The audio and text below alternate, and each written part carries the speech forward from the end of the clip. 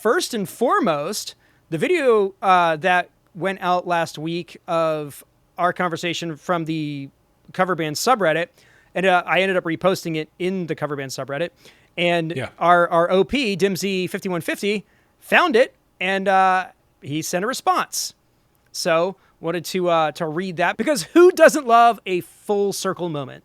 There you go. Dimsy writes, "Wow, I didn't know my post would garner so much attention. Even though I have the writing skills of a third grader, hey, I'm a community college dropout. What do you expect? LOL. Anyway, appreciate the advice, gents. I will keep you posted in the saga. I have a bass player coming in for an audition on Thursday, which was set up before your video was released. But I think going forward, I will take your suggestion to try out the bassist before he or she meets with the rest of the band. Typically, how have you guys approached auditioning someone on a one-on-one versus the whole band basis? Just get in a room and play some tunes? What if I like the bassist and the rest of the band does not, and I play the dictator card? How would you handle it? No one has declared themselves a dictator yet." So let's just pause on that. Let's talk through this. Yeah. No, auditioning is a skill. Yep. So the preliminary thing that I always do is I want proof. Like I need something before I share space with you that you are worth the trouble. Yeah. Typically, if I'm doing any sort of open call, which I think that's a muscle you need to kind of keep limber, because even with recommendations and things like that, sometimes looking outside of your network is advantageous. It's a good thing for you to do. And so typically, if I'm posting some sort of ad or request or whatever, I have very specific instructions. So I want a video of you playing something all the way through. It's going to be a specific song or a set of specific songs. That song is going to be what I consider technically challenging in the era that we are operating in, and I need that to be sent my way first. If somebody doesn't follow the instructions, then I do not respond. I think it's just pretty much base level, ground floor stuff. If you can't follow directions, we're already off to a bad start. But the last time I did this, we were looking for a bass player on a gig, and I asked them to play In the Meantime by Space Hog. Not like a super technical song, but a bass line that you got to know, and there's no getting around it. Like that, it is all that song is. So I asked for that and got one back that was just spot on, and they got the gig. Cool.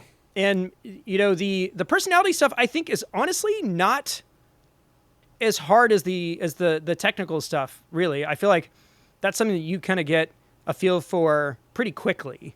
Yeah, you do have to trust yourself, right? There is like, it's easy to get in your head about that. And like, this guy, they're really good, but I got weird creeper vibes off of them or something. But maybe that's okay. Maybe we'll be able to live with that. Yeah. Don't trust yourself. Yeah. Trust yourself. What I do is I don't put them through a pre-visit test the way you do necessarily, but I do prefer people who have something they can show me. If it's real performance on a real stage with real band, that's a plus. Yeah. I send them a list of 10 songs and I say, prep 3 of these. Your choice. We'll do what you want to do, and then we'll just play around. And that's strategic because I want to see if they really do prep. I want to test them for they're going to do some homework. If they come in kind of faking it, or, I've known this one forever or whatever, you can tell the difference. Sure. You can tell the difference between a prepped song and like somebody bashing their way through. And then if they kind of make it through that, I'll pull out other stuff that's not on that list. I'll surprise them with things. Yeah. I'll look for things to surprise them with, and that I can teach them. That in the room, I can show them the moves of it and see how fast they pick it up. That's my next test. And then if they surprise me, I played with a bassist. I said, "Hey, we're doing Lovely Day." Bill Withers starts with a bass intro. And he's like, "Oh yeah," he pulled it out. And I was like, "Okay, this is my guy." Sure. Like in that moment, I knew it was him. You got to be ready for the room, what happens in the room to surprise you. My current drummer, current for whatever I'm doing now, but Charlie, my drummer, I was looking at drummers, I was talking to drummers, meeting drummers, playing with drummers. He was the only one who made me dance while I was playing. And I was like, okay, that's why I'm going with you. Yeah. I like that idea that you get somebody in the room and kind of work through them. if I have my druthers and I've got the runway to do it, the way that I would do it is some sort of like pre-screen, before anybody does anything. Here's something to do. Send this my way. They pass that test. Then I'll probably do a non-musical like social interaction, cup of coffee, beer. Yeah. Ask them what they're into, what they're looking for. If it's like a sub deal, like no big deal. But like if I'm looking for somebody who needs to like vibe, then I'll do that, or I'll do that with typically just one or two other folks in the group, because ultimately, like, the group dynamic is what you're looking for. And if those two things go well, then we'll probably get in a room and do that kind of thing. Yep. Sometimes you don't get that luxury, but for like sub work, you can make it through a gig with a very competent musician who may be a ball ache to hang out with. Yeah, that's true. Now, I do think that for a particular combination of band members, it does help to have the counterpart there. And that combination is bass and drums. Yep. If I'm trying out a bassist, I'd like to have the drummer they're going to be working with present. I don't require it. It's fine.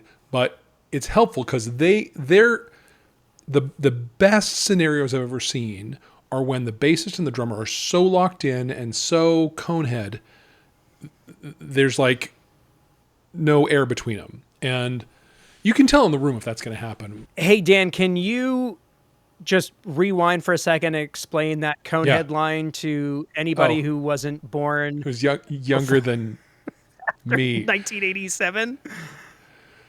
What you're talking about? Yes. It's complicated because it involves both Saturday Night Live and hockey. Do tell. In 1980, the U.S. won the hockey in the Winter Olympics, and it was unlikely. It was not going to happen. The Russians were going to plaster us. We just knew this.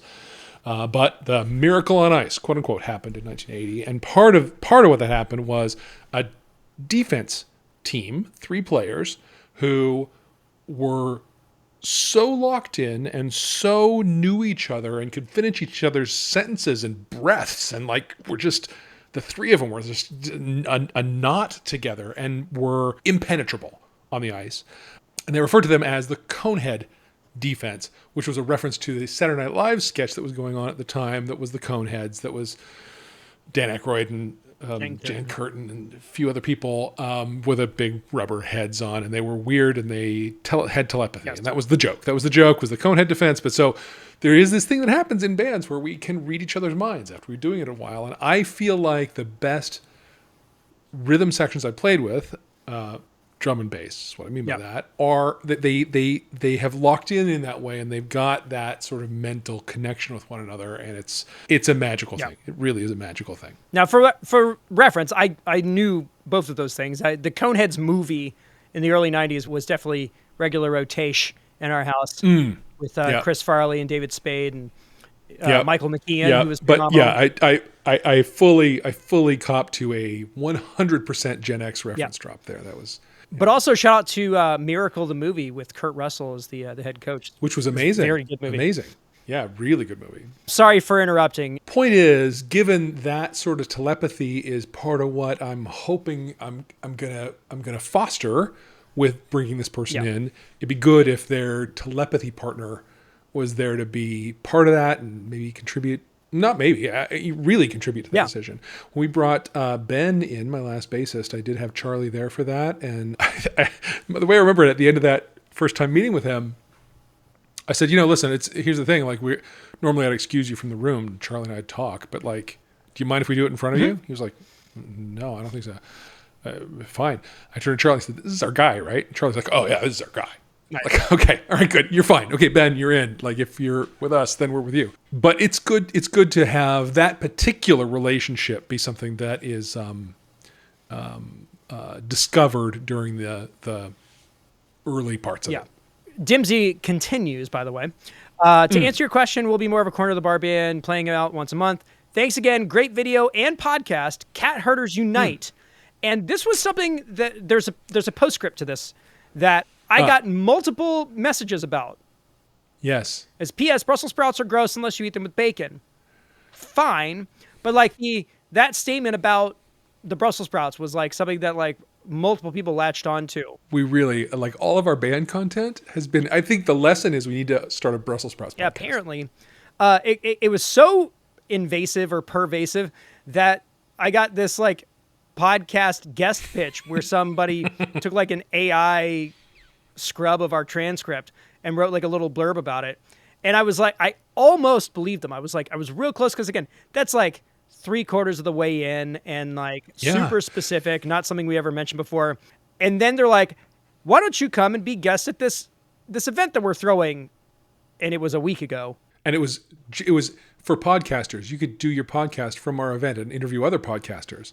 Yes. Like that's not really what we're about, right. But thanks for thinking of us in your automated screen scraping kind of way. But again, offering to us to be your personal Plus, it's guest. in the past. Yeah, I can't help you happened 6 anymore days ago. because it was sick. Yeah. So, the ship has sailed. Anyway, so lots of Brussels sprout content coming your way, folks. It's good stuff. So yeah, Dimsy5150, thanks for getting back to us. Also, counterpoint Dimsy5150, Parmesan cheese. Yeah, something like a balsamic glaze. 100%. Or like a feta, something like something with a little bit of like good. funk Or to even just charred up under the broiler with a little smoked paprika. Sure. There's a lot of ways Brussels sprouts are raw. Yes, I mean, you're preaching to the choir here as far as I'm concerned.